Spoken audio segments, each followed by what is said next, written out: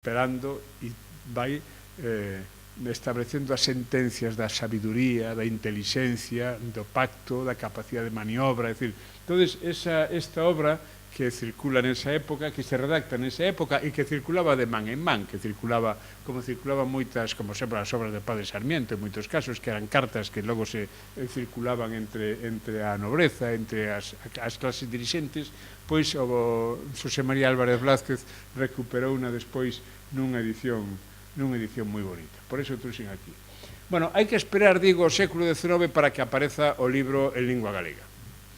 Para que apareza o libro en lingua galega, e ademais aparece o libro en lingua galega fundamentalmente pegado a un momento onde Galicia é sacudida traumáticamente por unha experiencia brutal e violenta, que é a guerra contra o francés.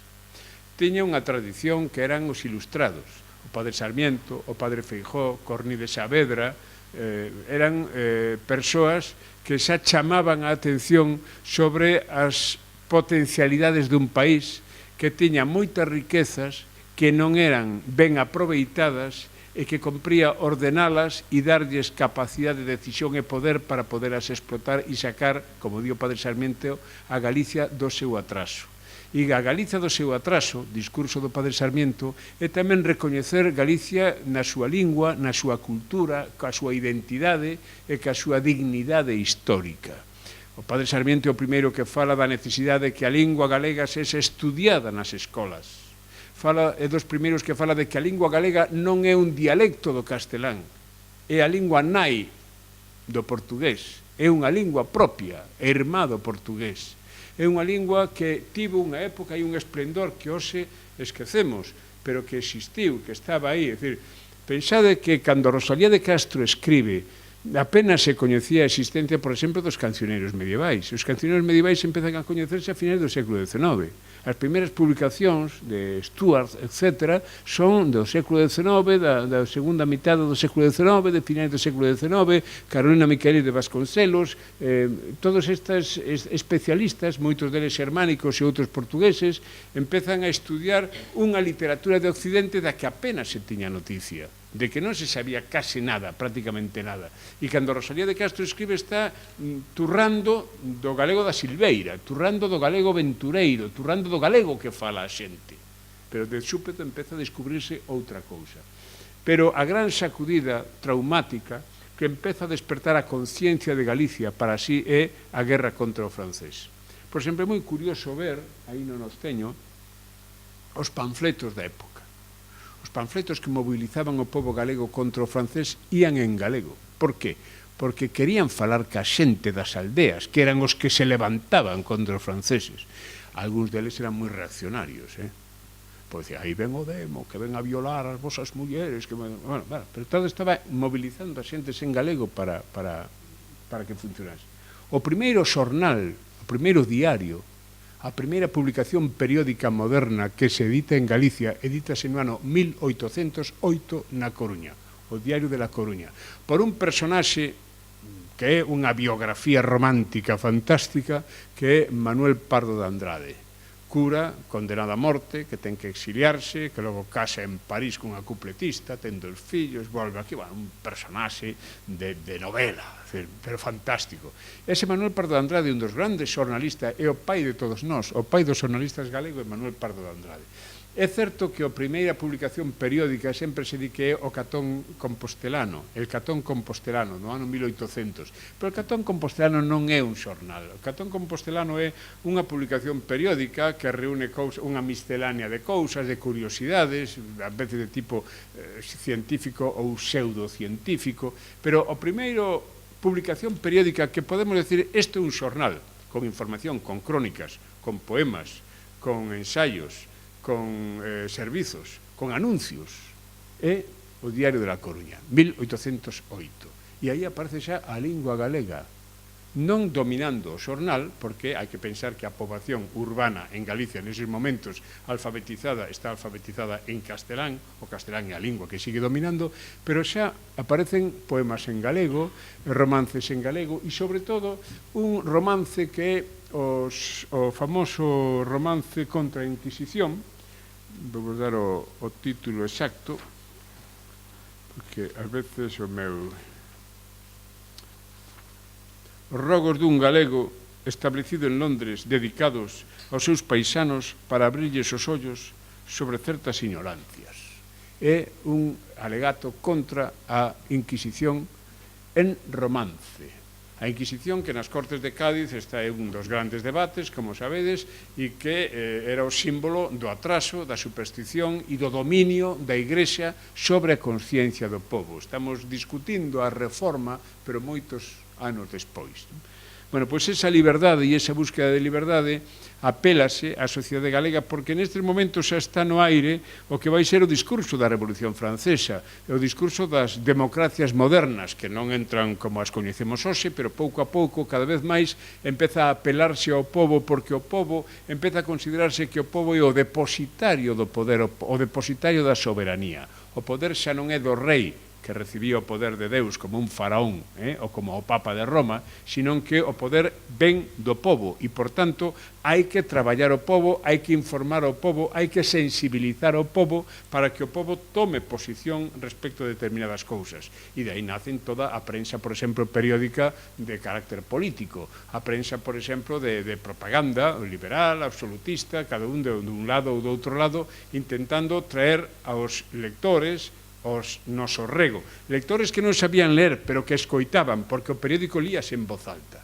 Líase en voz alta para a parroquia que escoitaba e, ademais, o líder que lía comentaba despois as noticias e a información, co cual cada lectura do xornal, con toda a fascinación que significaba o novo trebello, o novo mecanismo de comunicación que era o xornal, e con toda a capacidade de seducción que eso tiña tamén, exercíase políticamente. E aí nace o período que se chama os papéis públicos. Os papéis públicos era como daquela que chamaban os periódicos para que a xente se fose concienciando. Proezas de Galicia, publicado nestas datas, 1813, estou falando de memoria, por esa data é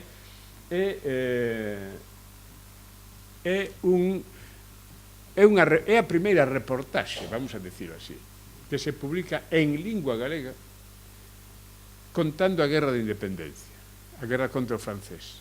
Chinto e Mingote, dous paisanos, percorren as batallas, a batalla de Ponte Sampaio, etc., contando como lle foi cos franceses. E contando, ademais, nunha lingua común para que a xente entenda. Zorregamos neles, e mallámolos e perseguímolos hasta Sigüeiro, di.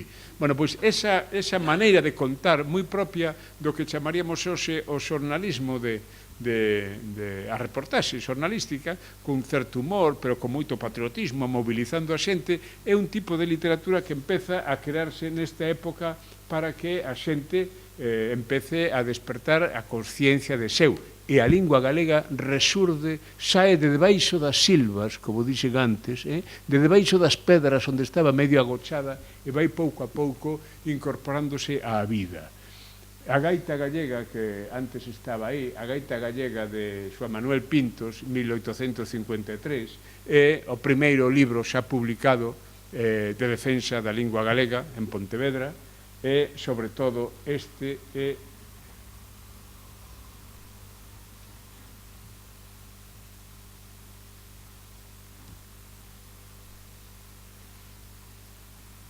o gran libro que abre o período. Cantares gallegos da Rosalía de Castro, 1863. As letras galegas, como ben sabedes, todos os anos lembramos o 17 de maio a data de edición de Cantares gallegos e a obra de Rosalía en xeral. La ilustración gallega e asturiana, fixado xa como vai cambiando a prensa. Dirixía esta revista que publicaba e que era propiedade de Alejandro Chao, irmán de Eduardo Chao, o ministro que redactou, un dos corredactores da primeira Constitución da Primeira República, que loitou por traer o ferrocarril a Galicia, un personaxe estupendo que foi o que fixo unha biografía del, por certo, moi interesante, Curros Enrique. Pois Alejandro Chao, o irmán, era o propietario e editor de la Ilustración gallega e asturiana, que dirixía literariamente Manuel Murguía, daquela xa o esposo de Rosalía de Castro. En la Ilustración gallega e asturiana é onde se publica a primeira novela en lingua galega, Maxina ou a filla espúrea, 1880, de Marcial Valladares Núñez.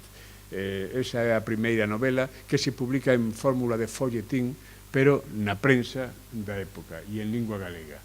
Aí tedes, por exemplo, esta sería a primeira colección de libros que podemos decir que responde xa non a unha iniciativa individual particular ou senlleira dun libro que se imprime por unhas artes gráficas, un impresor ou un libreiro que se vende cun autor que o redacta e o escribe. Non, agora xa hai un plan editorial. Esta Biblioteca Gallega, que dirixe Martínez de Salazar, un astorgano instalado na Coruña, que, digamos, moi unido a Manuel Murguía, ata o punto de que Manuel Murguía é o primeiro presidente da Real Academia Galega en 1905-1906, e cando morre Murguía, Martínez de Salazar faise cargo bueno, é o segundo presidente da Real Academia Galega, un editor, o primeiro editor. Martínez de Salazar, xunto con Fran de la Torre, que daquela estaba poñendo en marcha, bueno, puxera en marcha en 1882 a Voz de Galicia, en 1885, entre os dous, crean esta Biblioteca Gallega. A alianza dura pouco, porque Fran de la Torre estaba máis centrado no mundo da política e do xornalismo, e deixa que Martínez Salazar siga ca colección, ata o punto de que aínda hoxe a Biblioteca Gallega é unha marca da Voz de Galicia. Pero a Biblioteca Gallega é onde se reúne todos os grandes autores do Rexurdimento. Agás Valentín Lamas Carvajal, que como non se levaba moi ben con Murguía, non entra na película, porque estas cousas antes como agora son así. Pero a grande colección do Rexurdimento é a Biblioteca Gallega, e os precursores deste libro de Murguía, onde se recollen, onde el fai unha semblanza de autores que, na opinión de Murguía, son os anunciadores dun novo tempo para Galicia. Entre eles está Rosalía de Castro, que cerra o libro, pois é a primeira publicación en 1885, cando xa morrera, o ano en que morre Rosalía de Castro. Xa non está Rosalía de Castro, pero fixadvos, Curros Enríquez, Aires da miña terra, na Biblioteca Gallega, Queixumes dos Pinos, de Eduardo Pondal, na Biblioteca Gallega, por citar títulos, e moitos outros. Son casi 50 e tantos títulos os que se publican nesta época. É o primeiro proxecto editorial moderno, digámoslo así, con un diseño, vedes que teñen todos un diseño casi idéntico, unha mesma tipografía, un mesmo cuidado do libro, todos os libros teñen o mesmo formato, forman biblioteca, cunha vocación de colección.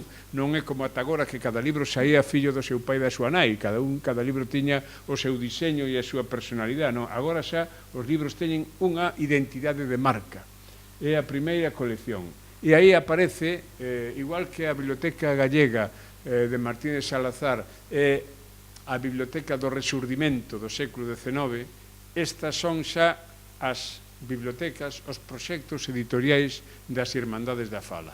1916, Antón Vilar Ponte e os seus compañeiros de viaxe inician a iniciativa das Irmandades da Fala, que é a iniciativa político-cultural máis importante que marca todo o século XX. As Irmandades da Fala, respecto do Rexurdimento, dan un paso cualitativo fundamental na lingua galega, que é dicir, non, está ben que o galego sexa a lingua da poesía, está ben que loitemos polo prestixio literario, cultural e artístico do galego, está moi ben Rosalía de Castro, Curros Enríquez, etc. Non, pero o galego ten que ser a lingua de Galicia. Por tanto, é a lingua da cátedra, e a lingua da administración pública, e a lingua da correspondencia privada, e a lingua do teatro, e a lingua da poesía, pero tamén da prosa, e a lingua do púlpito político, e a lingua que representa a un país que quere vivir no seu idioma. Por primeira vez se formula, por exemplo, a necesidade de crear unha ortografía para o galego, porque, lóxicamente, se estás pensando nunha lingua que necesita ser fixada administrativamente, etc., pois hai que poñerlle unha ortografía para levala á escola, Xoán Vicente Viqueira, ou para levala aos discursos políticos ou á cátedra universitaria.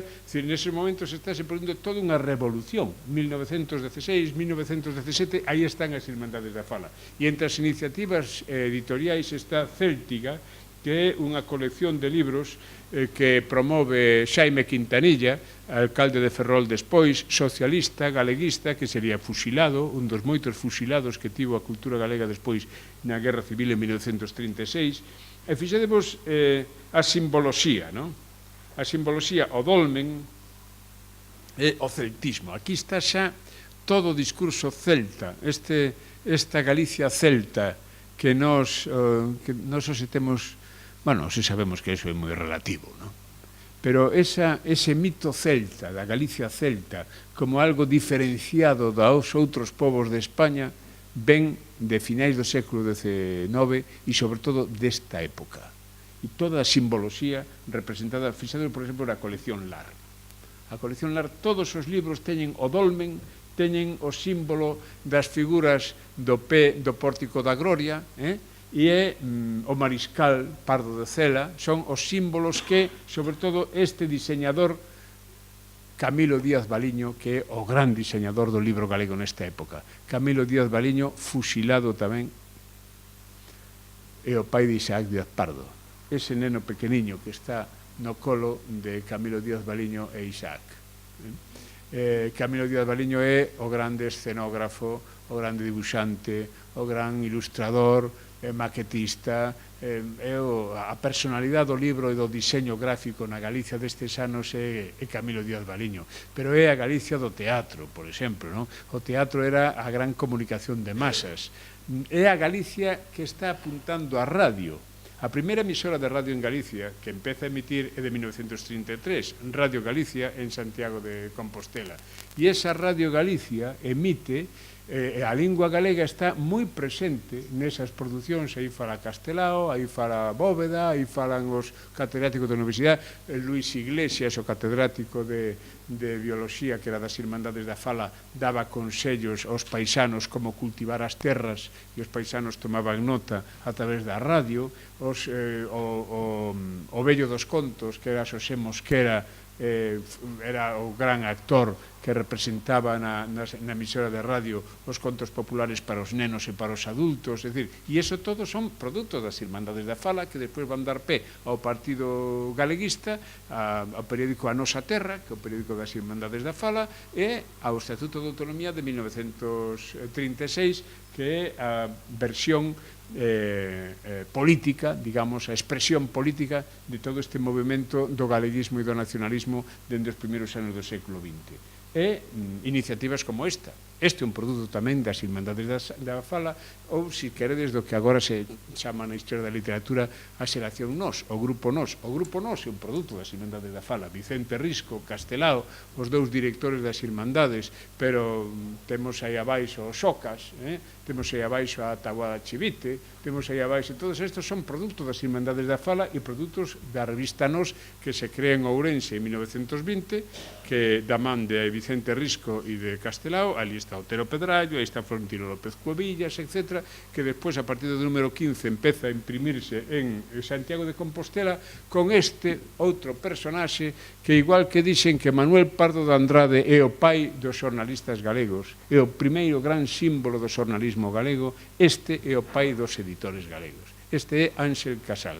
Ángel Casal, en 9 anos, entre 1927 e 1936, que é cando matan, cando fusilan, cando cerran e destruyen a súa imprenta, etc., publica casi 100 títulos. 100 títulos en galego, a meirande parte deles. Un deles, o derradeiro, curiosamente, é o libro de Os 6 poemas galegos de Federico García Lorca. Ese publicouno Ángel Casal poucos meses antes de ser paseado e fusilado. E dos últimos, por non decir o derradeiro libro que publica Ángel Casal, que curiosamente, significativamente, tráxicamente, foi case paseado o mesmo día que Federico García Lorca. Un en Cacheiras e outro en Granada. Exactamente. Bueno, e aí tedes algúns libros dos que publicou Ángel Casal. Decía Otero Pedrallo e Castelao, sobre todo Castelao, decía Ángel Casal fixo pola lingua galega todo o que nos todo o que fixemos nós e máis, porque era o gran símbolo, sobre todo, nese momento, da revolución cultural que representaba o libro. E onde vai o libro galego no 1936? Pois o exilio. Cando moitos de nós defendemos a Argentina como a capital do libro galego, e porque ali onde resiste a cultura galega, entre 1936 e 1939 e os ben andados anos 60, a lingua e a cultura galega, entendido cultura pola dignidade da edición, da produción, das iniciativas editoriais, das iniciativas xornalísticas, dos grupos de teatro profesional, Eduardo Blanco Amor, o Tacholas, por exemplo. O teatro, aquí tedes a Castelao diseñando as carautas dos vellos non deben de enamorarse, que se estrea en Buenos Aires e en Montevideo, e está dedicado isto, ademais, a Fernando Iglesias Tacholas, un dos grandes autores galegos desa época en Buenos Aires. Buenos Aires é a capital do libro, onde se producen obras tan significativas como Sempre en Galiza, por exemplo, de Castelao, editadas polas Burgas, en Buenos Aires, que son editoriais que se crean alrededor do Centro Galego, alrededor da Federación de Sociedades Galegas, alrededor das colectividades galegas do Centro Ourensán, etc., para potenciar a lingua galega e a edición en galego cando aquí non se podía editar. As Cruces de Pedra na Galiza, que é unha obra de arte da edición, supervisada por Luis Xoane e por Eduardo Blanco Amor, e que Castelao veu ao final da súa vida, asinou os exemplares primeiros que saían do prelo numerados, pero non pudo velo impreso porque morreu nesas datas. Está publicado pola editorial Nós en Buenos Aires, que lle poñen editorial Nós en memoria dese Ángel Casal que fixo por nós o que nós non éramos capaces de todos xuntos. Ese Luis Xoane, que para min é a gran figura da época, creo que é a personalidade máis moderna que produciu a cultura galega do século XX, digo con toda a franqueza. Este home era un home do Renacemento, pintor, diseñador, poeta, dramaturgo, prosista, editor, animador cultural, escenógrafo, muralista. Unha das cousas das que vos podedes sentir máis orgullosos ides a Buenos Aires, por exemplo, é preguntar pola obra de Luis Xoane. Os argentinos teñeno por argentino, porque ele naceu en Buenos Aires, é certo, pero, bueno, toda a súa vida está aquí, está ao servicio da cultura galega, e entrades no Teatro Nacional Argentino, o Gran Teatro Nacional San Martín de Buenos Aires, que é un pouco o gran teatro nacional argentino, e hai un inmenso mural de 5 metros de alto por 10 de ancho, que é o nacemento do teatro argentino encargado a Luis Xoane, por poñer un exemplo da significación deste home na cultura galega. Este libro, que mereceu o Premio Internacional da Morgan Library e das organizacións internacionais da edición, homenaje a la Torre de Hércules, 49 dibujos de Luis Xoane, é un exemplo da calidad editorial. Aí o que temos é unha edición, me parece que facsimilar, é unha edición facsimilar, pero que reproduce exactamente como era a edición de Buenos Aires. Iniciativas en Buenos Aires, a Feira do Libro de Follas Novas, a primeira gran distribuidora do libro galego que se move por toda América, que promove a Anisia Miranda e Neira Vilas, e que inauguran con a primeira viaxe que fai Otero Pedrallo en 1947 a Buenos Aires. En Buenos Aires edítase a Esmorga, en Buenos Aires edítase as Memorias do Neno Labrego, en Buenos Aires edítase o que aquí non se podía editar, a obra de Paz Andrade, moitas das obras de Francisco Fernández del Riego, a Historia de Galicia dirixida por Otero Pedrallo e financiada por Manuel Puente. É dicir, é o gran capítulo do libro galego resistindo na outra Galicia, na Galicia ideal da que falaba Castelao, na Galicia de Alenmar. Podíamos falar tamén da Galicia de México e tamén da Galicia de Uruguai, onde tamén hai unha presencia importante, ou da Galicia de Cuba incluso, onde hai unha presencia importante do libro galego, pero Buenos Aires é realmente a potencia. Claro, pensade que nesa época Buenos Aires está discutindo con Nova York cal vai ser a capital do Novo Mundo. Esa fotografía representa a fundación en 1950 da Editorial Galaxia. Esa é a primeira xuntanza onde están algúns dos fundadores máis representativos da Editorial Galaxia, entre outros unha representación de tamén da Galicia de Buenos Aires, que ven precisamente a participar nesta iniciativa que intenta recuperar aquí a memoria do libro e, por lo tanto, a memoria do galego culto, da Galicia culta que a Guerra Civil machacara. Nesa fotografía aí está casi todo, desde Gómez Román, que era arquitecto e o secretario político, o secretario do Partido Galeguista da Clandestinidade, a Ramón Otero Pedrallo presidindo, Ferro Couselo, os Álvarez Blázquez, o Silla Couto, o Aquilino Iglesias Alvariño, bueno, están Luis Acuña, están prácticamente todos os que, bueno, os que podían estar, non está Ramón Piñeiro, porque Ramón Piñeiro está saindo da cadea nestes momentos.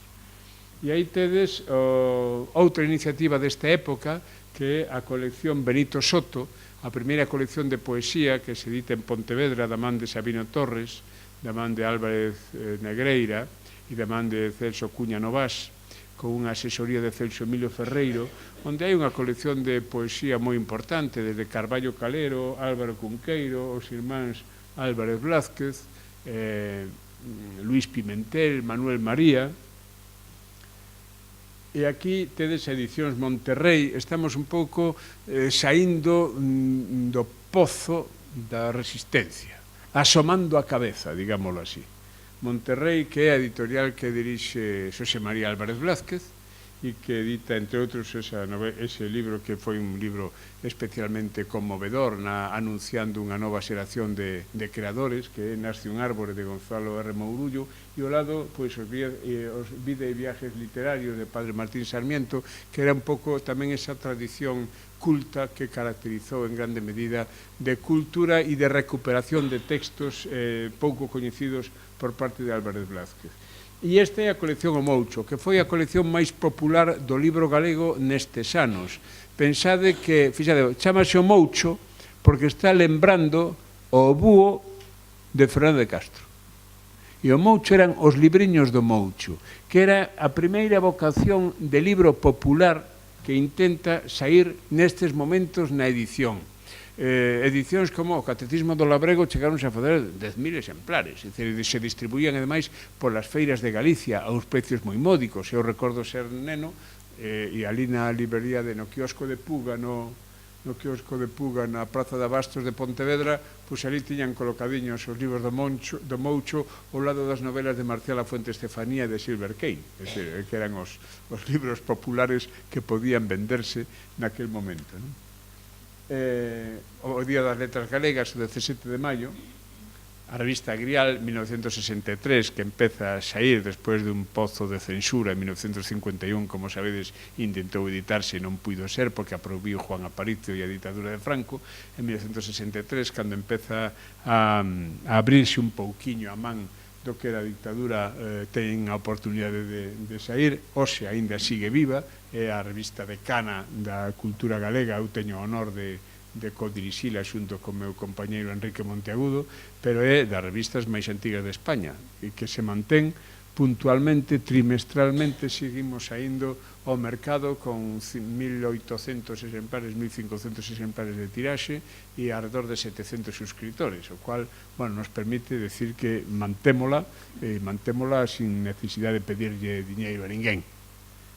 E ese outro proxecto desta época, anos 60, 1963, nos anos 70, moi importante, que é o Laboratorio de Formas, todo o proxecto Sargadelos, proxecto que desgraciadamente, así como Galaxia mantense viva e activa, o proxecto Sargadelos esmoreceu dun xeito espectacular xunto con, bueno, a morte de Isaac Díaz Pardo e a morte de Luis Xoane antes, porque Luis Xoane e Díaz Pardo son os creadores deste proxecto que a mí me parece un dos grandes proxectos da modernidade cultural de Galicia, onde intenta incorporar todo o que é a tradición de la Bauhaus, da cultura europea dos primeiros anos do século XX, adaptado a un discurso que me parece que aínda hoxe sigue extraordinariamente moderno, que é intentar facer compatible e viaxar xuntos a cultura e a produción industrial, de tal maneira que a cultura poida ser a marca de identidade do produto industrial. o valor engadido que din agora os británicos das industrias creativas, o valor engadido da industria a través da identidade cultural. Isto levado ao mundo do diseño, ao mundo da cerámica e ao mundo tamén do libro, porque eles son os promotores de Edicións do Castro e a obsesión por recuperar a memoria, que é algo que sempre obsesionou a Isaac Díaz Pardo, marcado